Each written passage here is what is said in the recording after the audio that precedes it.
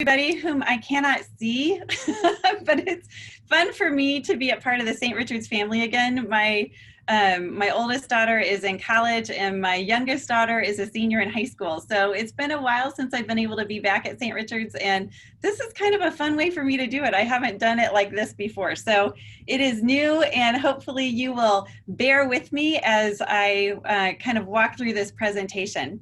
I am aware that tomorrow is the first day of school for St. Richard's, and what I would like to do is I want to begin, if you will, let's see, there we go.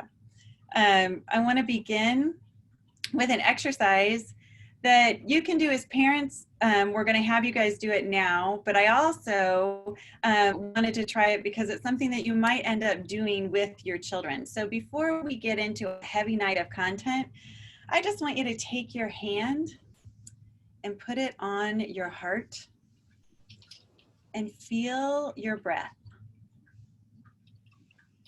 And this is going to sound foreign to some of you who have no idea what I'm doing, but just trust the process. And you can close your eyes if you want. We could do this for 1 minute, would be a really long time, but you can do it as long as you want. I just want you to put your hand on your heart and feel yourself breathe.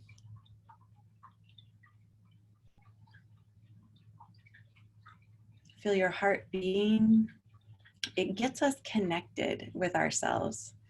And then I want you to hold your hand just a little bit further away from your body and see if you can feel your energy. And that energy shield.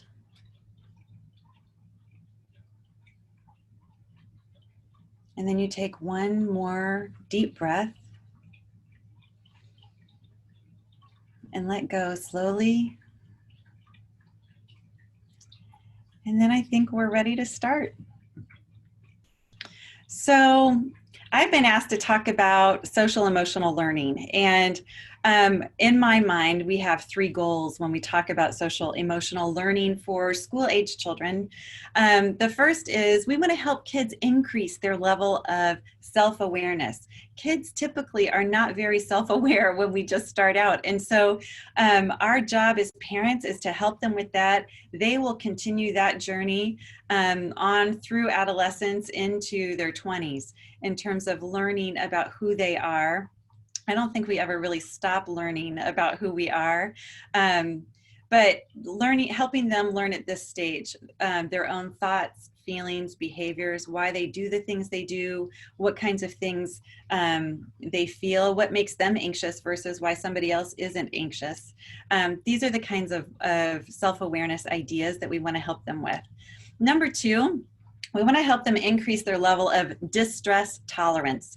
Distress tolerance is a big deal because it is what our kids have that will help them get through a lot of tricky situations in life. If a kid has high level of tolerance, of distress tolerance, it means they can handle a lot. They might have a heavy homework load, a big sports schedule, there might be conflict with friends, conflict at home even, and there's feeling a lot of pressure, and these kids might thrive really well in that kind of environment. Other kids, even when things are consistent and predictable, if something changes, even one little thing, like maybe they thought they were going to have a grilled cheese for lunch and it ends up being pizza, that might throw them, and that means their distress tolerance is really low.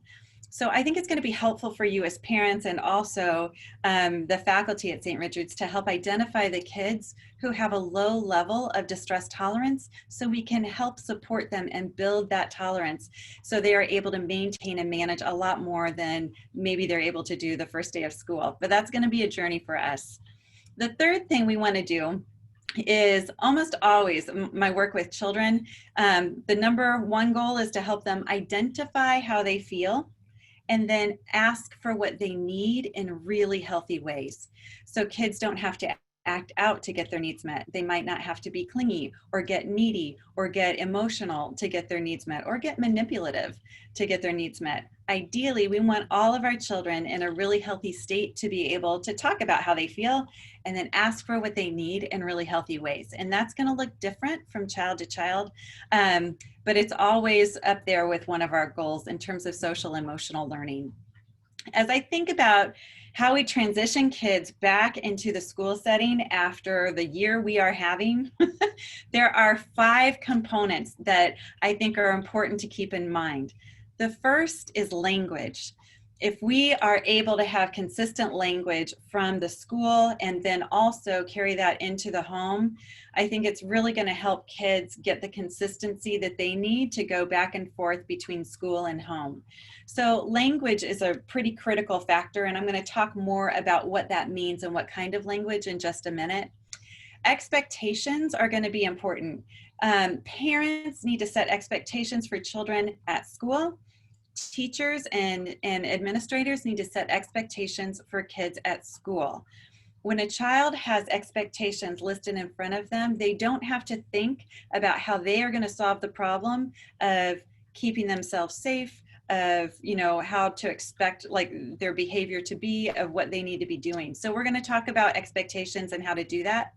We're also going to be talking about some grounding exercises, grounding techniques. I am so aware that right now, probably tonight, there's a lot of anxiety in this community, and not just the children, but also for us as parents. I think it is so important for us as parents to model what it is that is happening for us that we want our kids to be doing. So just putting your hand on your heart, that exercise is a great grounding technique that you might want to use at bedtime. You might want to use before school tomorrow. You might want to use before homework time. Whatever the stress times are for your family, for yourself, for your children, use a grounding technique. And I'm going to share several of those as we talk throughout the year. Concept introduction is going to be another one that sounds really fuzzy right now, but what that means is I will get really specific in terms of how to deal with kids who are anxious or who worry a lot, how to deal with kids who are defiant. There's lots of different things that we can do in terms of concepts that you can bring back home with your kids, but that can also be done in the school. So I'll be talking with teachers as well. And then practice. Everything that we talk about is going to require some practice, so a child can then learn how to incorporate it internally. So that's the goal. So let's revisit language a little bit. There are 2 phrases that I think are invaluable. The first is the phrase, "I notice." Those of you in the St. Richard's community who know me know these words because I talk about them a lot, and I talk about them because they work. The phrase "I notice" is meta-level communication. It means that you talk about what is happening in the room. And the cool thing for us as parents, as adults in our children's lives, is that we can notice everything about our kids. We can notice their energy, their mood, what they're wearing, what they're eating, who they're with. We can notice everything about them. And then I want you to follow it up with an "I wonder" question. So I wonder is different than a directive. It is not, "Why did you do that?" or even, "How are you feeling today?" It doesn't assume judgment or a right answer because you're just wondering, and kids can choose to walk through that door or choose not to. It's much more permission giving than a directive. And so being able to use both phrases together will be critical because it will help alleviate some of the anxiety. I don't know if you've ever been in a classroom when you were younger and one kid gets pulled out into the hallway. And what happens is that the rest of the classroom is not paying attention to anything that the teacher's talking about. Everybody is thinking about what's going down in the hallway. So a meta-level communicator might say, "Johnny, it's almost time for you to leave home early, and so we just need to get your stuff together so you can leave." So if that is meta-leveled in the classroom, in the group, then the kids don't have to wonder what's going down in the hallway because you already know he's just going to leave early. So that's part of what happens with meta-level communicating. I want to give you an example of those 2 phrases together in just a second. But I also want you to think about how well you do as parents using feelings vocabulary. Now, as adults, just because we're adults does not mean that we use feelings vocabulary very much. Unless you have a job like mine where you talk about feelings all day long, lots of adults do not do well at modeling this for our kids. And so being able to expect our kids to do it is going to be a real challenge. I want you as parents to learn how to talk about feeling stuff, even when it gets really difficult. But we're going to talk about that in a minute. Back to using I notice and I wonder. Here's the situation. Because I have two teenage girls, I use the situation of the teenage girl who comes home from school. Let's say she comes home and she's angry. She storms across the kitchen floor, she stomps upstairs and slams her door. Instead of some parents going, yeah, I'm not going to touch that till she cools off, the meta level parent will go up and knock on the door and say, hey, you know what? I noticed when you came home from school today, you stormed across the kitchen floor, you stomped upstairs and slammed your door. I wonder if you want to talk about what happened at school today. Now that girl might say, no, leave me alone. Or she might say, yeah, you wouldn't believe what just happened to me, blah, blah, blah. Either way, she was seen and she was heard. Some of those ideas that you might want to use tonight might be about noticing your own feelings about the start of school tomorrow. So you might say, you know what I'm noticing? I'm noticing I'm a little bit anxious or I'm a little bit nervous about the start of school tomorrow because it's going to be so new. I wonder if that's true for you. I wonder what your feelings might be about school tomorrow. Sometimes as parents, we worry that if we talk about what's going on with us, we're going to put words in their head. What's so great about kids is that they will tell you. They might say, no, that's not my problem at all. I'm sorry, that's going on with you. Or they might say, yeah, I'm totally freaking out.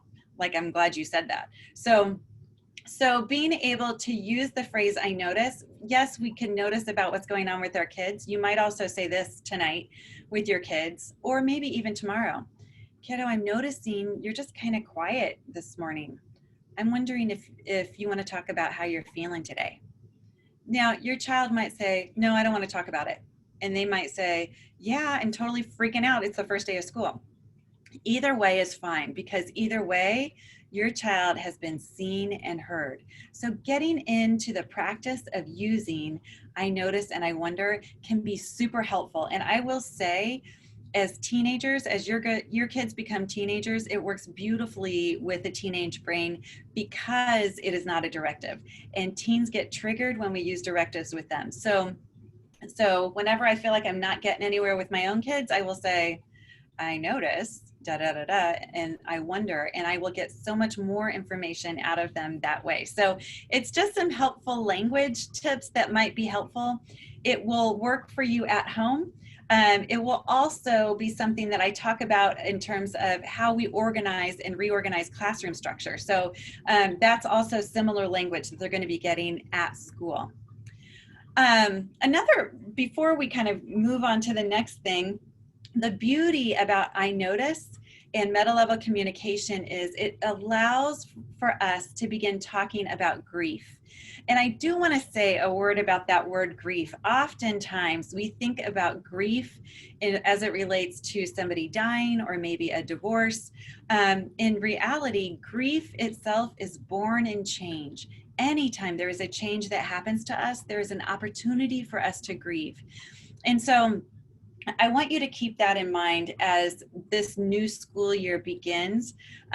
Some of our kids did not have an opportunity to fully grieve the loss of their school year last year. And now some of that might be re-triggered again as we start this year, especially as we wear masks, as we, go into school a little bit differently.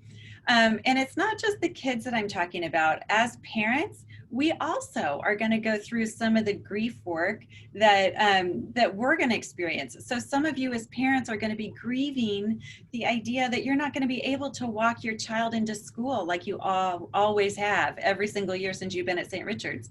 So the first day of school is going to look a little different for you as a family. And you can have a grief experience around that.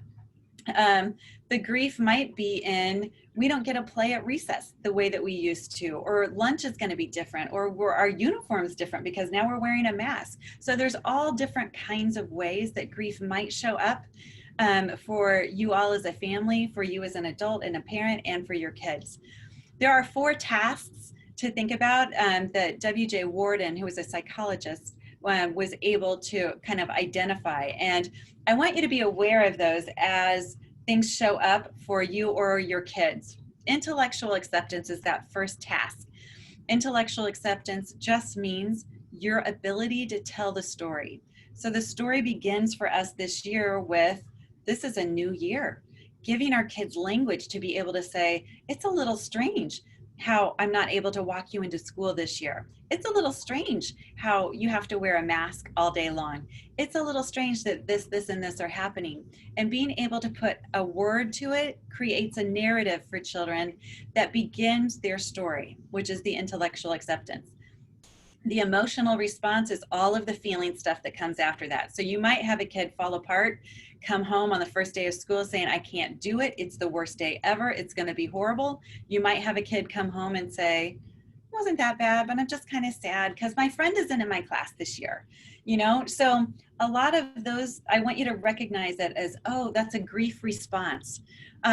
What we are doing now and what your children are going to be going through this school year are the third and fourth tasks of grief, which are developing new skills. So grief is not something to be scared of. It's something to pay attention to, because once we're aware of it, we move through it much more quickly and we get to develop some new skills around it. So that's okay. I can still play even though I'm wearing a mask. Even though my friend is in the other classroom, I can still have a good school year. So those are the kinds of things that we can still do. And our kids are going to have to develop some new skills. You too, as parents, are also going to have to develop some new skills to help them through. Finally, we get to this place of accepting a new vision.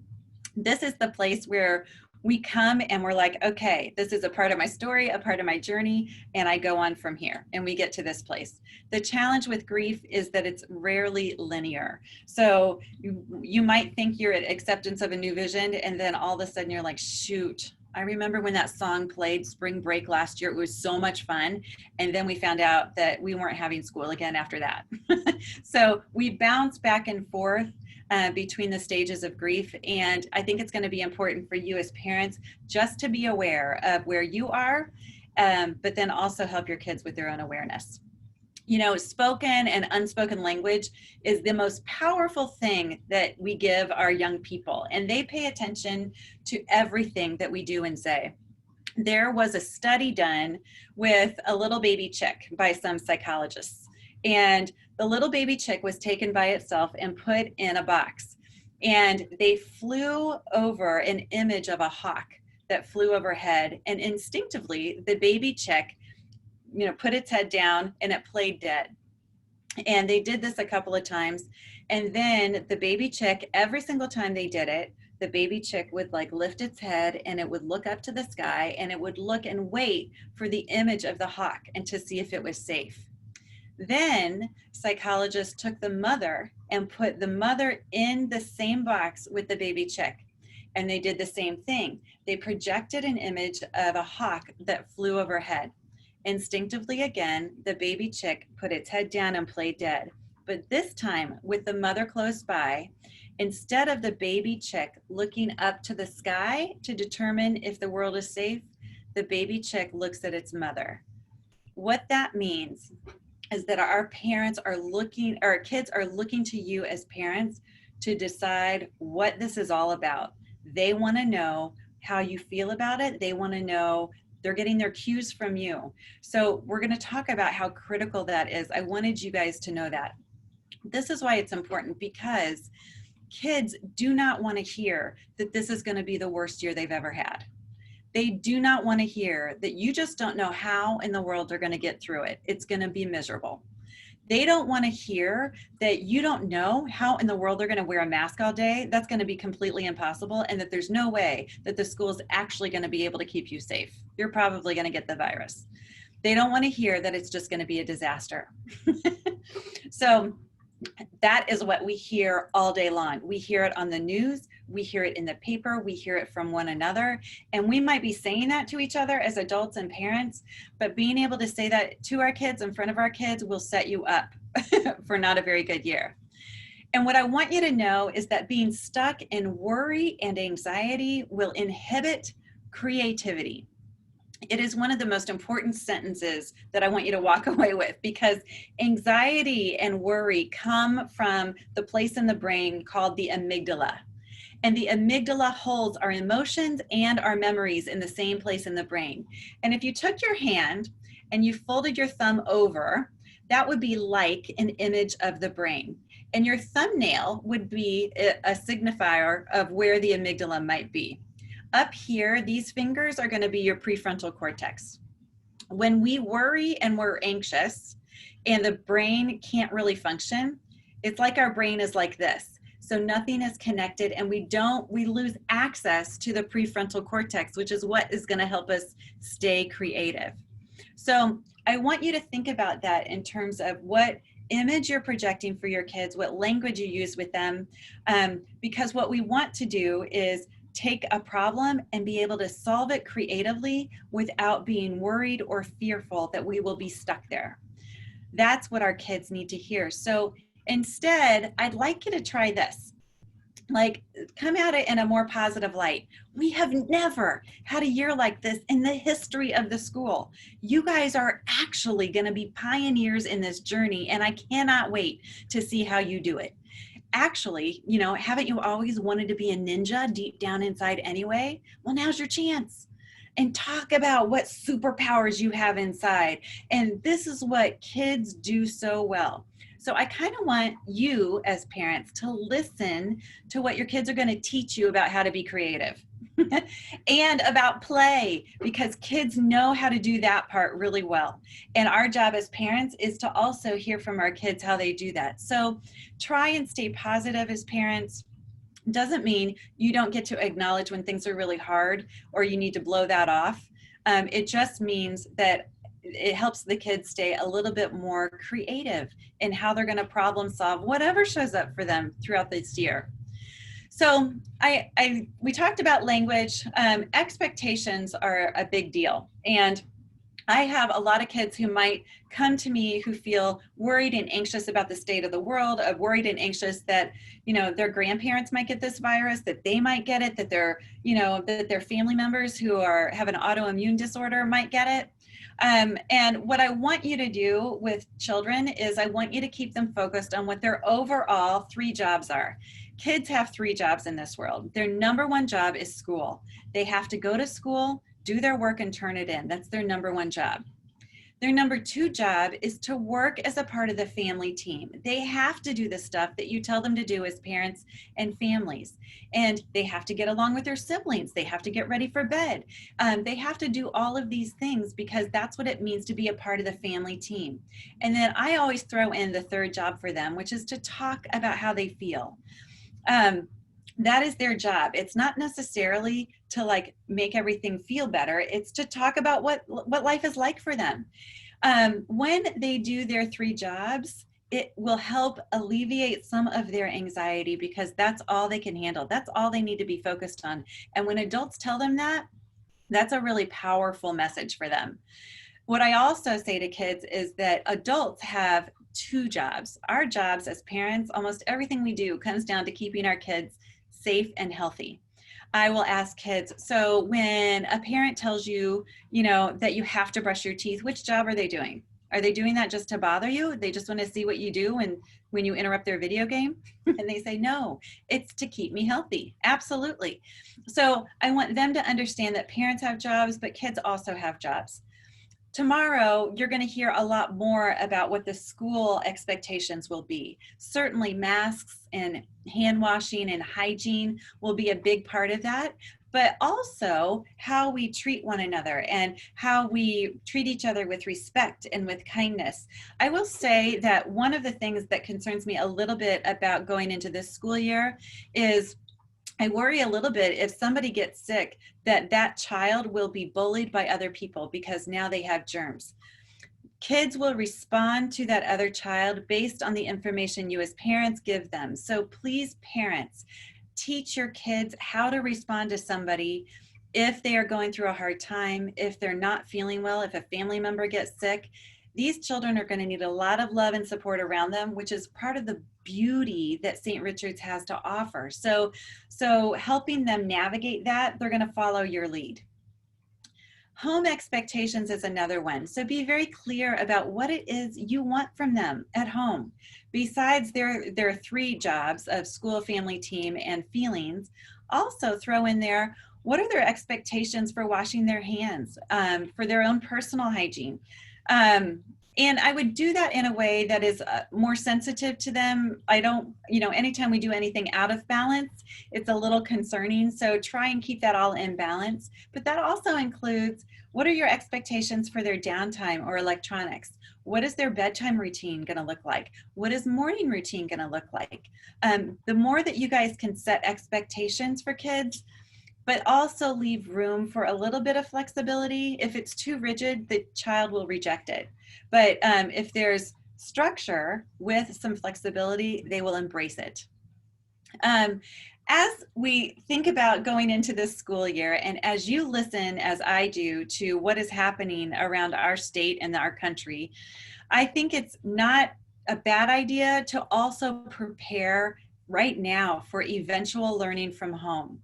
And when I think about that as a parent, what I'm talking about are 5 components. And you can begin some of this now, but I think it's just good to think about.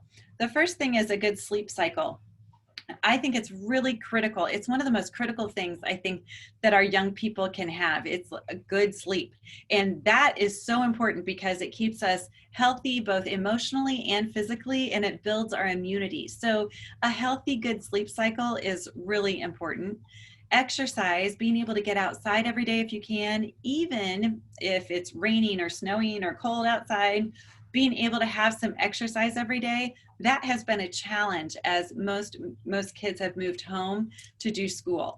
So if that happens again, I want you to decide, yep, every half an hour or every half an hour, not that, but at least for a half an hour each day, our kids are going to be outside, they're going to play, either with siblings or a neighbor. Lighting, interestingly enough, is also another component to really good like self-care and learning from home. Access to natural light is always best. If you have a computer or a setup or a desk that is close to a window, that gets us natural vitamin D from the sunlight, and that is really good and healthy for us and our emotional health. If you do not have that, you might try daylight bulbs and a lamp. I think it makes a huge difference. I used to be in an office without any windows at all, and so I got to manipulate and play around with the lighting in my office. When I had soft yellow lighting, boy, my energy just dropped. It was really low, and then I changed my lighting to these daylight bulbs, and I could not believe the difference in my energy level. It was really cool. So play around with that at your home and maybe in your kids' rooms or wherever it is you want them to do their work. Social connection is something that you can begin now. And that means building connections. The cool part about St. Richard's is that you're able to do this. Our school is small enough that you can build social connections with kids in the same class. I would like for you as parents to identify 2 or 3 kids or families that might live close to you or that your kids connect with. So in the event that kids all go back home, your kids are not going to feel isolated. You can still get them together for social distancing play dates. You can still, host different things for them. So I think it's important to start identifying who those people are now, so you're not kind of left behind when things shut down, if things shut down. Nutrition is another component, and we will talk more about this, but I think it's nutrition is one of those things that will support the journey that our kids are going to go through from home, beginning this school year, as they kind of dive into things. I'm learning a lot about a new course that I'm taking, and I'm really excited to share with you some more about how I think nutrition will really enhance how our kids perform this school year. So let's see. So incorporating grounding techniques will be a part of their skill development. We just did the hand on the heart is a great grounding technique. Some breathing exercises that might be helpful for you. And I'm going to go into much more detail as we go along in this school year, so you'll have more access to all of this, but I just wanted to give you a preview of some of it. So some breathing exercises just help the child, like there's a great book called Sitting Still Like a Frog for young children that you might be interested in. I can also provide some other resources available for you, but slowing their breathing down, blowing their out breath like they're blowing out candles across the room, feeling like an elephant might be on their belly, and breathing deep, and see if you can get that elephant to move up and down. We will be talking a lot about the five senses.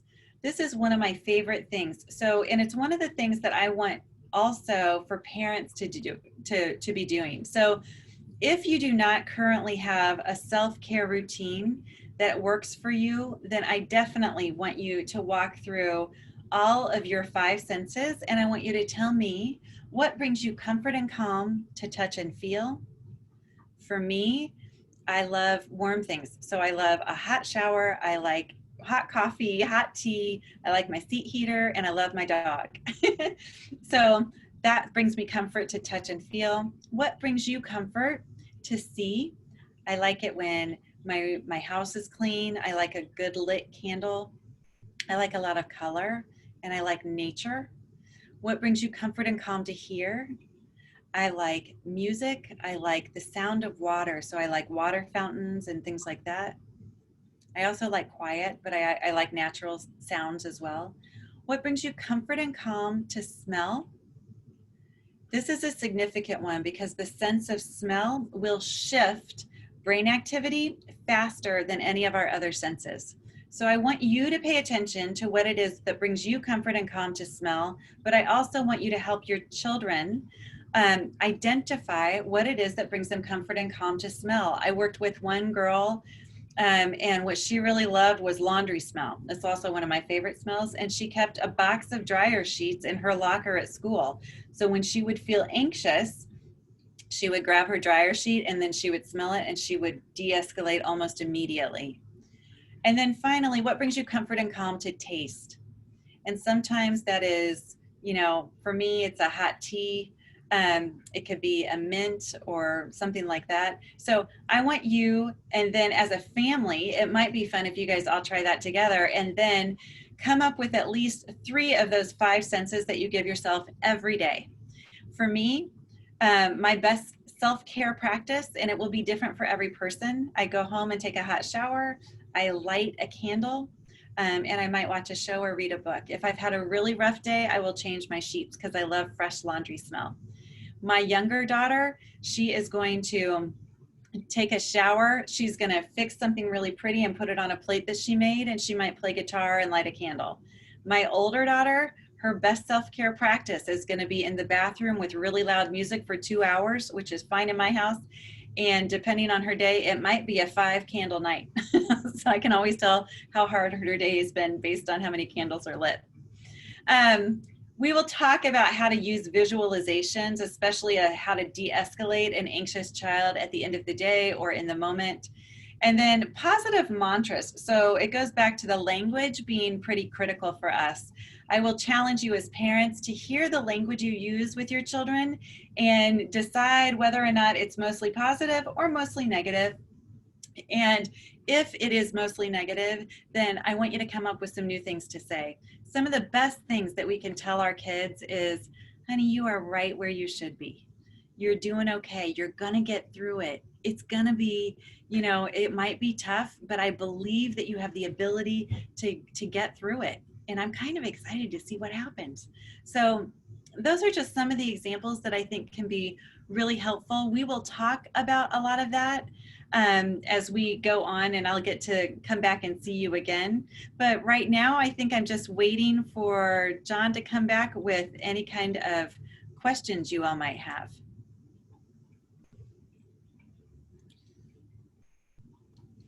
Great, Stephanie. Yeah. Thank you for that. Very, very helpful. The first question we have, and for those of you who have joined us, on the bottom of the screen, there's a Q&A box. And when you click that, you can type a question into it. And then I'll ask Stephanie that question. So our first question is, how do we know when our students' concerns and emotions would benefit from talking with a therapist, that it might be out of our skill set as a parent or as a teacher? What would be an indication that we might want to seek additional help? Okay, I think that's a great question. And I think one of the things that you can do is, after you've used some of the techniques and skills that we have talked about, if you feel like you're not getting any resolution, or it seems like their behavior or their symptoms seem to be more exacerbated than restored, that might be when you want to get some professional help to guide you through it a little bit. And sometimes it's just putting, it's a little bit of practice between the parent and the child, and sometimes it's a little deeper. And so I think paying attention to if there are things that you're doing that don't feel helpful. And I always say to young children, I want them to wait at least the first 2 weeks of school to decide how things are going. So I don't want parents to panic because your child might go in, at the end of this week and have a rough day. That might not be the time to jump on and get them straight into therapy. It could be just an adjustment for a short period of time. If it doesn't seem better, I would say in a 2-week period of time, that's when I would bring in some outside help. Great, thank you. Mm-hmm. Thinking about tomorrow being the first day of school, Mm-hmm. We have students who are early childhood, and they might have some apprehension about going into school and not being able to be walked in. Any advice for parents in that situation where the young one might not want to brave it on their own, kind of the first day, and then also thinking about middle school students who are trying to get a sense of independence? Any recommendation on how to navigate that kind of other extreme of jumping out of the car while it's still moving? So fun. Okay, let me start with the little kids first. So what I would do with little ones is I want you to walk through, and all of this can be done before you get to school. I would not wait until you get to school to talk about it with them. Either tonight or tomorrow morning, I want you to have the conversation with the child and say, and I want you to notice and wonder with them. I notice today's the first day of school, and I'm noticing I'm feeling a little bit nervous. And I'm wondering what's true for you. I wonder if you feel nervous too. And your child might say, yeah, because I don't know. I don't want to walk in with strangers. It's going to be really scary. So what I want you to do is ask your child what the story is they are telling themselves about what's going to happen. And then, because in some kids' minds, what that means is they're going to get kicked out of the car, the parent's going to drive away, and then they're going to be left on the sidewalk, and somebody may or may not come and pick them up and bring them inside. So if a kid has never gone through this before, they don't know what to expect, and they're creating it in their mind. So there's a story likely that they are, letting play in their mind. I want you to correct the story. As parents, what I want you to be able to do is say, here's what's going to happen. We're going to go here, and you're going to get out of the car, and you're going to meet so-and-so, and that teacher is going to bring you inside. And then I wonder what's going to happen. I wonder what you remember about what will happen when you get inside the school. And see, so sometimes as parents, we want to give them all the information first, and then we say, okay, see, I told you it should be fine. What I want your child to do is repeat back what it is, the story is that you want them to say. So being able for a child to say, okay, I get dropped off, and then this person's going to come and get me, and then I go put my clothes in my cubby, and then I'm going to go sit on the circle for circle time. That when they can do that, it means that they have internalized what the process is. And so that's going to help them navigate that process a little bit better. And then you will say, and I want you to review what pickup time looks for them as well. So not just drop off, we also want to talk about the pickup, because that can be an anxiety piece for a lot of young children. So thinking about that, when it comes to older kids who are like, see ya, what I want you to do as parents is kind of talk about what it is you need as a parent and set that expectation. So the child just doesn't get to run however they want to run. They get to, they get to respond to you in relationship as their parent. So you might say, kiddo, here's what I'm noticing. It's going to be a little bit different this year. And what I'm guessing is you might want to just get out of the car and run. And what would be helpful for me is if you would turn to me and say, bye, mom, love you, have a good day. And so set the expectations for what you need when your older child gets out of the car. So then they can be set free to go do whatever. You might not want to say to the middle school student, I need to have a hug and a kiss before you leave just to make sure you're safe. That's not going to fly. So that might help in terms of the different age groups. Great. I'm fully anticipating holding hands and walking in crying students, because it's a hard thing. Yeah. Next question is more focused towards some older students, and they are really good at spotting that the language of, wait a second, are you prying? Are you kind of that language? Another way to think about that might be inauthenticity, that they're good at seeing adults who are inauthentic, and how might parents be able to navigate that as they're trying to put into place the I notice and I wonder. Yeah, it's a good question. And it's funny because as I talk about that, when we talk about that and you're not used to doing it, it sounds super fake and forced. And actually, when you use that a lot more, it really comes off much more naturally than you think.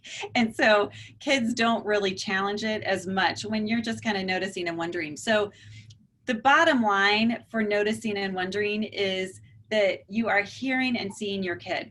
So if it feels really stupid and foreign for you to use noticing and wondering, and you don't have a lot of practice doing that, what might help would be just to hear what's going on with the kid. So just say, honey, you're looking kind of tense, and like, I'm wondering what that's like for you, or it's going to be, I'm wondering what you're feeling about today, because that could be kind of rough. See, I just do it naturally. It's hard for me not to do it now. But being able just to notice what they're saying and doing. So if a child says, it's no big deal, it's just going to be, another day at school, or they might say, this is going to be horrible, it's going to be really awful. What we want to do sometimes as parents is we want to fix that comment. We want to fix what it is they've said instead of just giving them permission to feel what they're feeling. So when a child might say that, you would say, man, you're worried it's going to be really horrible. That's all you have to do. You've seen and heard the child. And then you get to say to them, I wonder how I can be helpful. What can I do to support you just today? Yeah. And what kids might say is, I don't want to go. Please don't make me go. And you get to say as a parent, sorry, kiddo, that's not something I can do. You have to go to school. It's one of your jobs. But what else can I do to support you? That's perfect. And that's a great segue. Another good question from a parent. And again, if you do have questions, please put them in the Q&A at the bottom. It says, what are some good ways for us to talk, particularly with our middle school students, about leading and modeling good behaviors and positivity? So we talked a little bit about parents and how we can choose, and teachers, how we can choose our language and be positive. How do we elicit that and support our students in that mindset as well? So one thing I love about middle school students, and I think this is true for most children, when you tell them that they are the teacher, it feels really cool and powerful for them. So being able to say, you guys are the ones that are going to teach your classmates, and you're going to teach younger people how to do this, because nobody has ever done this before. So they are going to hear from you probably more than the teacher or anybody else. And I'm really curious about how you're going to handle that. So I didn't say I wonder, I said I'm kind of curious, actually. but being able to give them that that label of, you are now the teacher, and I can't wait to see what you're going to do with that. I wonder how you're going to handle that. What are you going to say? How could it be a really positive, awesome, amazing time? And you might have to just question them a little bit, but it's going to be cool to watch your kids. I've had some kids say, oh, mask isn't any big deal. You get used to it really fast. I've had other kids say, well, it really talked about being a ninja. Like it's like the coolest thing ever because she's only always wanted to be a ninja. And so like being able to get in their mindset in terms of how it could be an okay thing, and that they are the first ones ever to do this in the history of this school, and how are they going to make their mark? It could be a really wonderful thing. And so I kind of want to hear what the comments will be when you get them. I might take that talking point for my opening tomorrow with students. That's a great That's one. right. Any other questions from our audience that you would like to answer tonight? And Stephanie alluded to it, but this will be an ongoing support St. Richard's offers throughout the year. It's important that we support you all as parents and faculty members, but also that we're working to support our students. So Stephanie's presenting 2 teachers specifically next Tuesday, so we can make sure we're meeting students' needs there as well. Mhm. Another question popped up. How do we help our students support each other? So they're physically distanced. They've had to be remote and connecting on the screen. How do we create that culture of them supporting each other? I love this question. So where I am going to be talking about some of that with the teachers in terms of some of the classroom things that they might be able to do to build connection. But I also think this is where, you know, some really cool things could happen between kids in a really old-fashioned way, because technology is such a part of our lives, obviously tonight.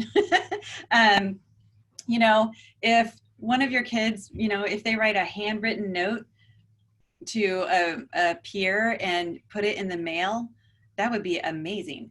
If they, you know, just, you know, it could be just little things like, I want to hear them do 2 things. I want to hear them notice what's going on with their friends, with their peers, and how things are going. And then you might ask them, I wonder what you would say if that person was really hurting, or if that was really sad for them, or that might be really hard. And you might have to help them with the language that they need to formulate it, but they're going to do probably better at this than you think they will, because our kids are pretty amazing people, and they're naturally just really caring. So putting together groups and being able to social distance but still get together is going to be, that's always super helpful if they can get that face-to-face connection time. But also do things in written form. If you've read the book The 5 Love Languages, you will know that Gary Chapman wrote that book originally for couples. He followed that up for teens and for kids. And he says that we all have, usually there are 2 that are higher for us in terms of what our love languages are, which might be words of affirmation, gifts, acts of service, quality time, or physical touch. Sometimes it's fun for kids to learn what each other's love languages are, so they can begin responding to a person based on their love language. It is also something that I want your children to learn about themselves, and it might be some of the topics that we talk about a little bit later in the school year. For example, a quality time kid needs their people, and quality time kids are gonna, they feel it really hard when they feel left out, when they're not a part of a group, when they're not connected. If that is your kid's love language and they are not included, it hits them really hard when they didn't make the team, when this didn't happen. So learning how to support having another kid jump in because they're also a quality time kid is going to be a really valuable lesson for them to learn. So there's lots of other things like that that we can talk about definitely later in the year. That would take a little bit more time than just now. That's great. Thank you, Stephanie. Mm-hmm. I'm not seeing any more questions in the question feature. If anyone was holding out, I'm going to do a little bit of teacher wait time where we just wait for everyone to get their thoughts in and speed type. I won't judge if it's missed keystrokes.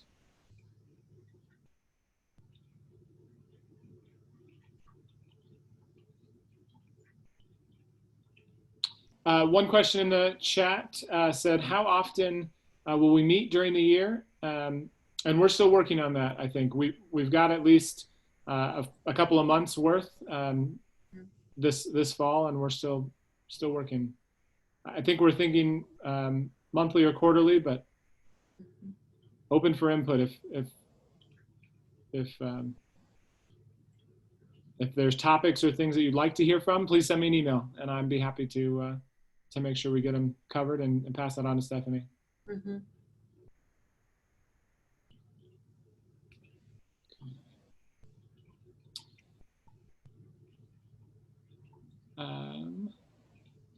Another question was, how will we support teachers too with the new culture?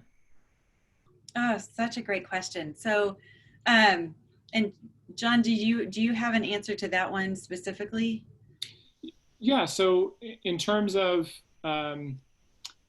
supporting teachers, we tried to start early. So over the summer, we were meeting and staying in communication.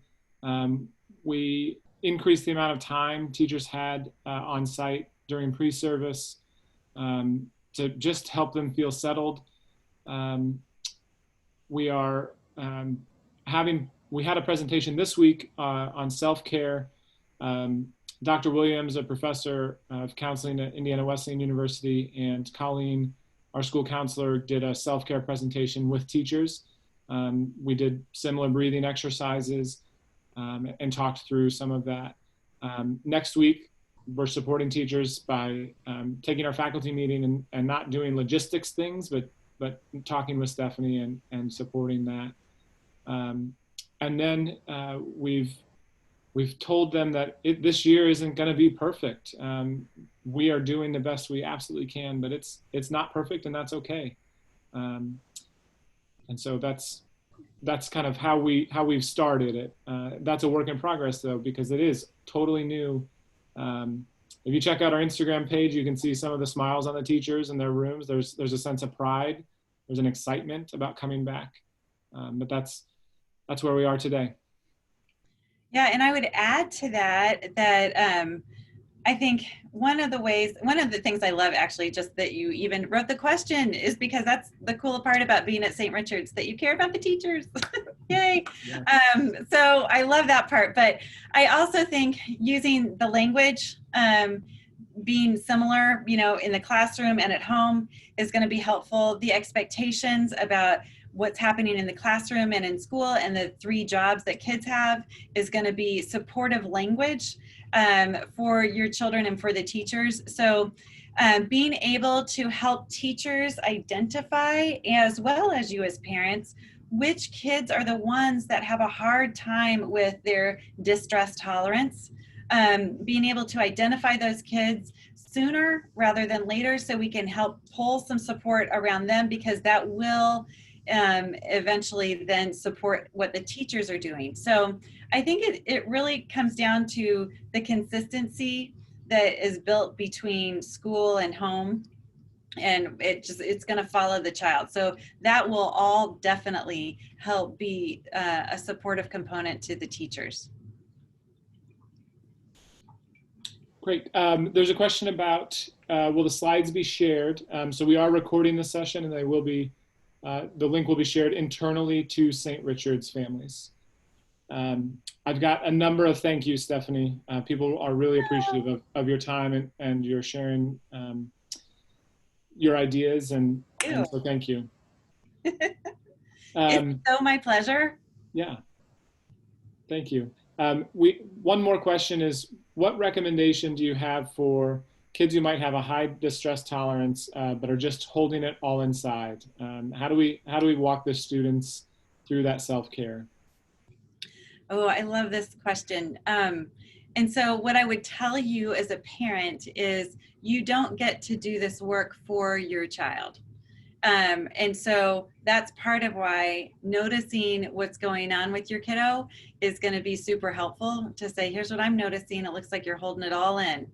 And then say, I wonder if I've got it. And they might say, yep, or they might say, nope. Either way, they have been like seen and heard, which is number one for them. And little by little, the more that you talk about it and the more that you create the safety and the space for them to let things go, the more awareness they are going to have about themselves. which again is one of our goals of the social emotional learning. So being able to just notice what's happening for your child and then help them through that problem solving. What won't help them is when you try and do the work for them, because we love our babies and we do not want them to be hurt and we don't want them to suffer. And because of that, a lot of parents go in and we want to rescue and make them feel better.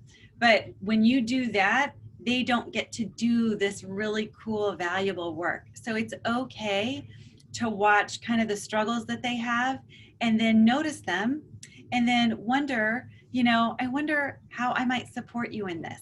I wonder how we're going to get through this together. I think it's going to be okay, you know, and I'm noticing you're just holding a lot inside, and then helping them problem solve creatively, which is, I wonder what are some things that we can do to help externalize some of that. So you might try journaling. Sometimes it's great to start a mother-daughter journal, a father-son journal, where you write a little something in the journal and then put it under their pillow at night, and then they write a little something in the journal and they put it under your pillow at night. So it's funny. I have one daughter who is good at the feeling work stuff, and she can talk about her feelings for pages. And my other daughter will not talk about her feelings to save her life. So she just started writing some jokes. Either way, we kind of opened the platform for how to do this work. There's no right way to do it, but I think being able to notice when somebody's holding it all in and then helping them work creatively, you know, in terms of maybe they need to go for a run and I wonder if that would help. You know, maybe they need to create something and I wonder if that would help. I wonder if like really loud music could be awesome and help get it out. So you want to teach them that it's not good and healthy to hold it all in, but you don't get to do that work for them. So help them come up with some ways that they might try, and it might work and it might not, but either way they have been seen and heard, and that's what's going to help them feel loved and supported. That's great. There's a question about who at St. Richard's is in a position to help that. So we have a school counselor, Colleen Mormon, who is kind of your boots on the ground person at St. Richard's. And then if you're interested, we can share Stephanie's contact. We have a list of providers, and so if you're interested in that, but we do have supports at school, and then also we have relationships with community members like Stephanie who do great work outside of the school for families. So if you are interested in learning more about that, just let me know. Happy to support. Stephanie, that is all the questions I see in the chat at this point. Thank you so much for your time and sharing. We look forward to talking to you again soon. Yes, thank you so much, everybody. Good luck on your first day at school. Yay! It's going to be good. Thanks, John. Thank you.